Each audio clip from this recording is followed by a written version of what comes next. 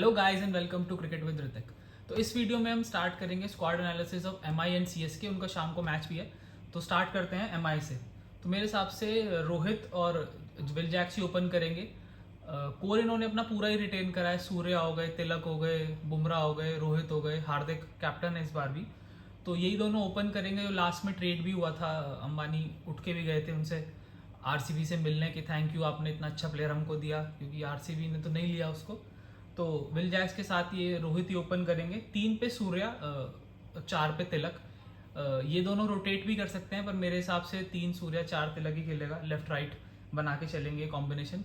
5 पे हार्दिक, अगर हार्दिक आज खेलते हैं। वो स्लो ओवर रेट का बैन हटा दिया है वैसे बीसीसीआई ने, पर वो इस मैच पे इम्प्लीमेंट है या नहीं उस पर मैं श्योर नहीं हूँ। पर होता है तो हार्दिक खेलेंगे, नहीं तो नमनधीर को ये खिला सकते हैं 5 पे। इन्होंने बैक भी करा है इसको, 1-2 साल से इनके साथ भी है। अच्छा परफॉर्मर है पंजाब के लिए T20s में, वाइट बॉल में, डोमेस्टिक में। तो नमनधीर को ये लोग खिला सकते हैं। उसके बाद विकेट कीपर रॉबिन मिंस, ये झारखंड या बिहार से हैं विकेट कीपर। अच्छा बैट्समैन है, इसने डोमेस्टिक में अच्छा परफॉर्म करा है, उसके बाद एमआई ने इसको लिया है। तो मेरे हिसाब से रॉबिन मिंस, अगर रायन रिकल्टन को ये नहीं खिलाते हैं, वो ओपनर है वैसे तो, अगर इसको नहीं खिलाते हैं तो रॉबिन मिंस मेरे हिसाब से विकेट कीपर होंगे। फिर 7 पे कॉर्बिन बॉश ऑलराउंडर हैं साउथ अफ्रीका के। मैंने वाइट बॉल में इसको इतना नहीं देखा है वैसे, पर हाँ पाकिस्तान साउथ अफ्रीका सीरीज़ में मैंने देखा था कि मुश्किल पिच थी, वहाँ पे इसने 80-85 करा था रना बॉल और 4-5 विकेट भी लिए। तो अच्छा ऑलराउंडर है, तो मेरे हिसाब से ये कॉर्बिन बॉश के साथ जा सकते हैं। शायद एमआई की जो यूएई वाली जो टीम है एमिरेट्स, उसमें भी ये खेलता है। फिर 8 पे मिचेल सैंटनर, मेरे हिसाब से बेस्ट लेफ्ट आर्म स्पिनर अभी रिसेंटली जडेजा और यही हैं। और ये ऑर्थोडॉक्स स्पिनर है, थोड़ा ये पेस अपना वेरी करता है, स्लो डालता है, ट्रेडिशनल ऑर्थोडॉक्स जो होते थे। तो बहुत अच्छा बाय है ये मेरे हिसाब से। चेन्नई के लिए काफ़ी टाइम खेले, इतने चांसेस वहाँ नहीं मिले। 7-8 साल चेन्नई के साथ ही रहे, पर इतने चांसेस वहाँ नहीं मिले। पर यहाँ मेरे को लगता है कि एमआई इनको मोस्टली मैचेस खिलाएगा 8 पे। उसके बाद अगर एक और स्पिनर है तो करण शर्मा, पहले भी इनके साथ थे, फिर आरसीबी गए, चेन्नई आए, बहुत स्विच करा है करण शर्मा ने। डोमेस्टिक में काफ़ी टाइम से खेल रहे हैं। मेरे हिसाब से करण शर्मा को एक और चांस दे सकती है एमआई 11 में, क्योंकि पीयूष चावला थे लास्ट ईयर, उन्होंने अच्छी बॉलिंग करी थी। तो एक लेग स्पिनर के साथ ही जा सकते हैं। फिर फास्ट बॉलर, क्योंकि बुमराह नहीं है, तो 2 फास्ट बॉलर मेरे हिसाब से, अगर हार्दिक थर्ड पेसर है और कॉर्बिन बॉश को आप खिलाते हो, तो मेरे हिसाब से 2 पेसर बोल्ट और चार ही बनते हैं। दोनों नया बॉल भी कर लेते हैं। दीपक चार डेथ में भी एंड टाइम पे कर रहे थे चेन्नई के लिए बॉलिंग। बोल्ट तो कहीं पे भी डाल सकता है, स्टार्टिंग में, मिडिल में, डेथ में। तो ये मेरे हिसाब से हो सकती है 11। और इम्पैक्ट के हिसाब से ये मुजीब को डाल सकते हैं टीम में। पहले अल्लाह गजनफर इन्होंने लिया था, वो इंजर्ड हो गए, मुजीब ने रिप्लेस करा। सिमिलर टाइप के स्पिनर है, पर मुजीब थोड़ा रेगुलर आईपीएल खेलते आए हैं, तो लोगों को पता है कि ये कैसा डालते हैं। पिक करना थोड़ा इजी है मुजीब को अब। और एक और प्लेयर है बेविन जेकब्स, ये न्यूजीलैंड के प्लेयर हैं, डोमेस्टिक में थोड़ा बहुत खेला है, 21-22 साल का ही प्लेयर है, बैटिंग ऑलराउंडर है। इसको भी इम्पैक्ट के हिसाब से ला सकते हैं, 11 में डाल सकते हैं। मैंने 1-2 मैचेस इसके क्लिप्स ही देखी हैं इसकी, कि ये बैटिंग कैसी कर रहा है। एमआई के भी नेट सेशन की कुछ वीडियोस आई हैं। और सबसे बढ़िया कि हार्दिक ने भी अपने एक इंटरव्यू में बोला है कि watch out for Bevin Jacob's. तो देखना होगा कि ये इसको कैसे यूज़ करते हैं। स्ट्रेंथ इस टीम की यही है कि मेरे हिसाब से इस टीम से ज़्यादा इंडिविजुअल मैच विनर्स किसी के पास भी नहीं है, चाहे वो रोहित हों, हार्दिक हों, सूर्या, तिलक, बुमराह, बोल्ट। तो इंडिविजुअल मैच विनर्स इनके पास सबसे ज़्यादा हैं। और स्ट्रॉन्गेस्ट टीम मेरे हिसाब से, हाँ अगर देखा जाए तो ये टॉप 3 टॉप 4 की टीम है एमआई की। लास्ट ईयर भी थी, पर वो उनके अपने कुछ प्रॉब्लम चल रहे थे इंटरनल। पर हाँ, इस साल भी मेरे को लग रहा है कि एमआई अच्छी टीम है और जा सकती है टॉप 4 में। वीकनेस अगर एक ढूंढनी हो तो मेरे हिसाब से यही है कि बुमराह अभी अवेलेबल नहीं है शुरू के 3-4 मैचेस के लिए या 3 मैचेस के लिए। पर हाँ कि इंजरी के बाद आएंगे, कैसा फील करेंगे, कैसी बॉल डालेंगे। क्वालिटी ऑफ बॉलर पे किसी को भी डाउट नहीं है कि one of the best I have ever seen. मेरे जितना भी टाइम से मैं क्रिकेट देख रहा हूँ 2007-8 से, डेल स्टेन के बाद he is the best bowler I have seen. तो मेरे हिसाब से ये बोल्ट को और चाहर को ही रिलाय करना पड़ेगा अपनी बॉलिंग पे कि मुंबई को ज़्यादा से ज़्यादा मैचेस जिताएं। अगर बुमराह आते भी हैं तो 10 में से इंजरी के बाद 7 खिलाएं 8 खिलाएं वो एमआई के ऊपर है, क्योंकि उसके बाद इंग्लैंड की सीरीज़ भी है, तो ये देखना होगा, ये मेरे को एक इनकी वीकनेस लग रही है। और अब स्विच करते हैं सीएसके पे। तो सीएसके की स्क्वाड के हिसाब से इनका 11 जो बनता है मेरे हिसाब से गायकवाड़ और कॉनवे ही ओपन करेंगे। कॉनवे और गायकवाड़ ने पहले भी ओपन करा है 2023 में, टीम जीती भी थी वाला सीज़न, दोनों ने बहुत अच्छा परफॉर्म करा था। तो गायकवाड़ और कॉनवे ही ओपन करेंगे। नंबर 3 पे एक डाउट है कि त्रिपाठी को खिलाते हैं, रचिन को खिलाते हैं। रचिन की रीसेंट फॉर्म बहुत बढ़िया है। राहुल त्रिपाठी भी जिन जिन टीम्स के लिए खेले हैं बहुत अच्छा खेले हैं। धोनी के अंडर ये पहले खेल चुके हैं, 2016-17 में खेले थे, और फिर से दोबारा सेम सेटअप, फ्लेमिंग वहाँ पे भी कोच थे, यहाँ पे भी हैं।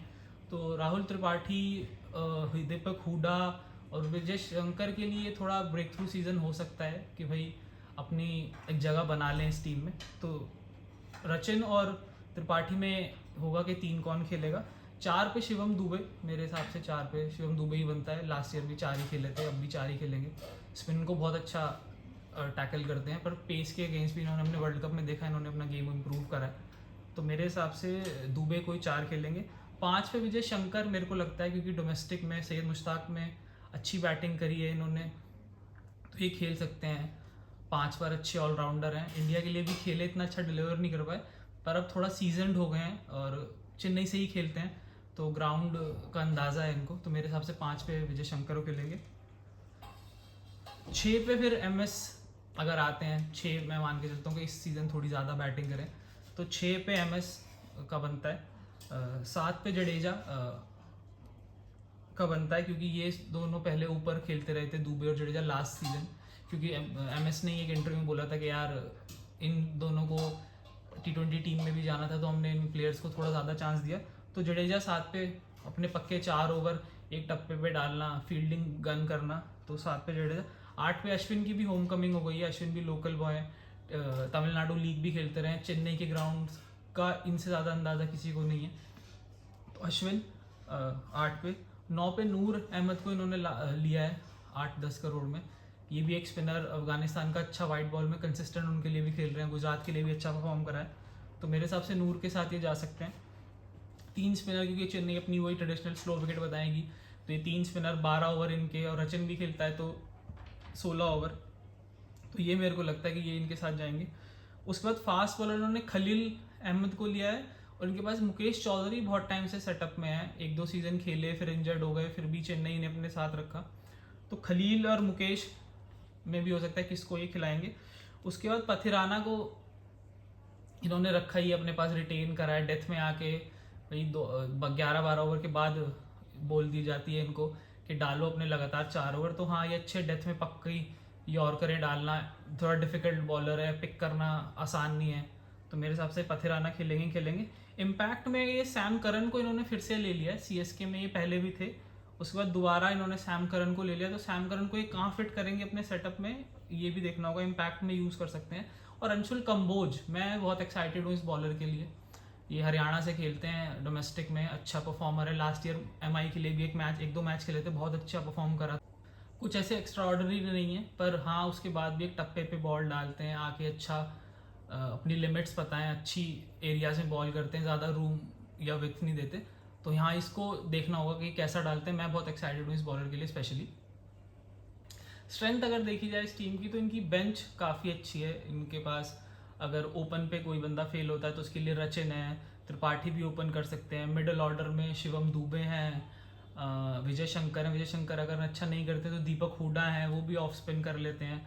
उसके बाद अगर ये खलील के साथ जाते हैं और वो काम नहीं करता इतना अच्छा, तो मुकेश चौधरी के साथ जा सकते हैं। मुकेश चौधरी नहीं तो फिर सैम करन को, वो भी नया बॉल कर लेता है, मिडिल में भी कर लेता है, वो बैटिंग में भी स्विच कर लेता है, वो पंजाब के लिए ऊपर भी उसने बैटिंग करी थी लास्ट ईयर, तो ये बेंच मुझे इनकी अच्छी लग रही है। स्पिनर तो इनके पास है ही बढ़िया, कि भाई बेस्ट स्पिनर इंडिया के 2 पिछले 10-12 साल से वो इनके पास है। नूर अफगानिस्तान के लिए अच्छा करता ही आ रहा है, चाइना मैन है, डिफिकल्ट बॉलर है, तो उसको भी इन्होंने ले लिया है। तो मेरे हिसाब से वही स्लो ट्रेडिशनल विकेट हैं चेन्नई की, और वहाँ पे ये 3 स्पिनर, और तो बहुत डिफिकल्ट होगा और टीम्स के लिए कैश इन करना, तो बहुत अच्छा होगा इन चेन्नई के लिए कि अगर ये अपने होम का एडवांटेज लेके 7 मैचेस होम में है, तो अगर 5 भी ये जीतते हैं तो चेन्नई भी कंटेंशन में हो सकती है। चेन्नई का इस पे ही डिपेंड करेगा होम मैचेस पे कि कितना अच्छा चेन्नई परफॉर्म करती है। और वीकनेस पे अगर मैं देखूँ तो फिनिश के इस में ये कैसा करते हैं, क्योंकि दुबे हैं वो 4 खेलेंगे, फिर MS जडेजा, जेमी ओवर्टन भी एक प्लेयर है, वो इंग्लैंड के लिए खेलते पर इंग्लैंड में ज़्यादा अच्छा कर नहीं पाए थे ODI सीरीज़ में, T20 सीरीज़ में। तो हाँ फिनिश का इनका एक है, पर हाँ MS का अगर क्लिक कर जाता है लास्ट बार की तरह तो कोई डाउट नहीं है कि फिर 10 बॉल में 25-26 वो बंदा बना देगा। तो हाँ MS बहुत रिलाय करेंगे इस बार कि मेरी फिटनेस कैसी है, मैं कैसा फील कर रहा हूँ। तो बहुत डिपेंडेंसी होगी दुबे, जडेजा, धोनी पे कि ये फिनिश टीम ये कैसा करती है। तो ये भी एक इम्पॉर्टेंट चीज़ होगी इनके लिए। तो ये मेरे हिसाब से दोनों की टीम्स का एक आपको ओवरव्यू मैंने दिया है।